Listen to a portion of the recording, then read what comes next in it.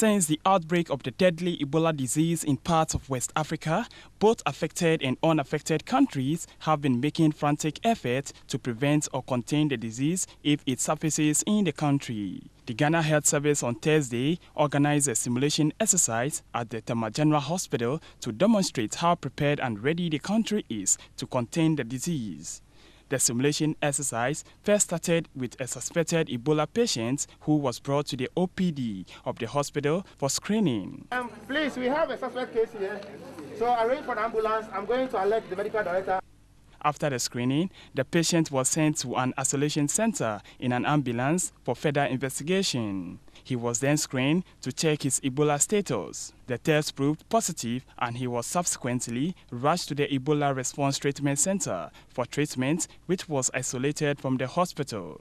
The patient eventually passed away in the course of the treatment and was buried immediately behind the treatment center by the environmental health officers. Briefing the press before the exercise, Deputy Minister of Health, Dr. Victor Asare Bampo, stressed that the exercise is very important as it will help identify gaps and improve upon them. When you actually go through the real thing, then you are able to pick up some of the challenges that you may have if we have a real case.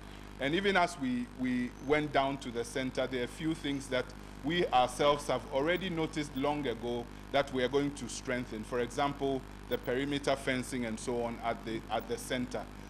Some of the health workers who spoke to Metro News noted that they are ready to tackle the disease. This exercise is just a simulation exercise to conscientize the workers at the Tema General Hospital. We are prepared in terms of logistics. We have all the PPEs around, the center is there, everything is set for case treatment. Director in charge of Ebola case management at the Ghana Health Service expressed satisfaction with the simulation exercise. Should we have a case there right now, we have a response team just like we do have here.